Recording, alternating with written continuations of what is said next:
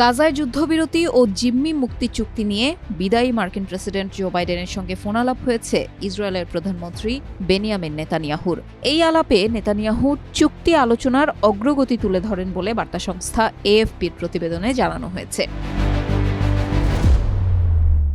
বাইডেনের কার্যালয় থেকে প্রকাশিত এক বিবৃতিতে বলা হয়, প্রেসিডেন্ট যত দ্রুত সম্ভব গাজায় যুদ্ধবিরতির প্রয়োজনীয়তা এবং চুক্তির আওতায় জিম্মিদের মুক্তি ও মানবিক সহায়তা বাড়ানোর উপর জোর দেন। যুদ্ধবিরতি কার্যকর হলে মানবিক সহায়তা পাঠানোর প্রক্রিয়া সহজ হবে বলে উল্লেখ করেন তিনি। অন্যদিকে নেতানিয়াহুর কার্যালয় থেকে প্রকাশিত এক বিবৃতিতে বলা হয়েছে, প্রধানমন্ত্রী মার্কিন প্রেসিডেন্টের সঙ্গে জিম্মি মুক্তি আলোচনার অগ্রগতি নিয়ে কথা বলেছেন। জিম্মিদের মুক্তির প্রক্রিয়া এগিয়ে নিতে কাতারের রাজধানী দোহায় আলোচনার দায়িত্বে থাকা দলকে দেওয়ার নির্দেশনা তুলে ধরেছেন।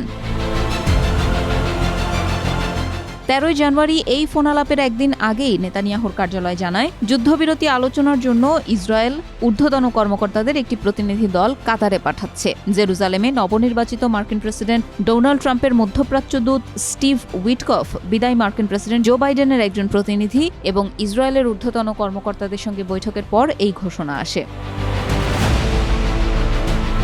নেতানিয়াহুর কার্যালয় এএফপিকে নিশ্চিত করেছে, ইসরায়েলি গোয়েন্দা সংস্থা মোসাদ ও অভ্যন্তরীণ নিরাপত্তা সংস্থা শিন বেতের প্রধানদের সমন্বয়ে গঠিত একটি প্রতিনিধি দল দোহায় পৌঁছেছে। বিগত 1 বছরেরও বেশি সময় ধরে যুক্তরাষ্ট্র, কাতার এবং মিশরের সঙ্গে যৌথভাবে গাজার যুদ্ধের অবসান এবং অবশিষ্ট জিম্মিদের মুক্তির জন্য একটি চুক্তির আলোচনায় মধ্যস্থতা করছে। গত সপ্তাহে কাতারে পুনরায় যুদ্ধবিরতি ও জিম্মি মুক্তি আলোচনা শুরু করেছে ইসরায়েল ও হামাস।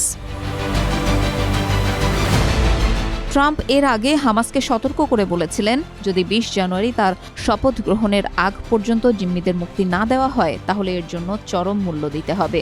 বাইডেনও চান তার প্রশাসন ক্ষমতায় থাকাকালীনই ইসরায়েল ও হামাসের মধ্যে যুদ্ধবিরতি চুক্তি হয়ে যাক।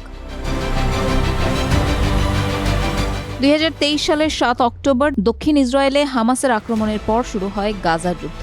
হামাসের হামলায় ইসরায়েলের 1210 জনের মৃত্যু হয়। একই দিনে গাজায় শুরু হওয়া ইসরায়েলি সামরিক অভিযানে এখন পর্যন্ত 46,000-এর বেশি ফিলিস্তিনির মৃত্যু হয়েছে, যাদের অধিকাংশই নারী ও শিশু। চলমান এই অভিযানের কারণে আন্তর্জাতিক অপরাধ আদালত গত নভেম্বর মাসে গাজায় যুদ্ধাপরাধ ও মানবতা বিরোধী অপরাধের অভিযোগে ইসরায়েলের প্রধানমন্ত্রী বেনিয়ামিন নেতানিয়াহু ও সাবেক নিরাপত্তা মন্ত্রী ইয়োভ গ্যালান্টের বিরুদ্ধে গ্রেপ্তারি পরোয়ানা জারি করে। পাশাপাশি গণহত্যার অভিযোগে আন্তর্জাতিক বিচার আদালতে ইসরায়েলের বিরুদ্ধে একটি মামলাও চলমান।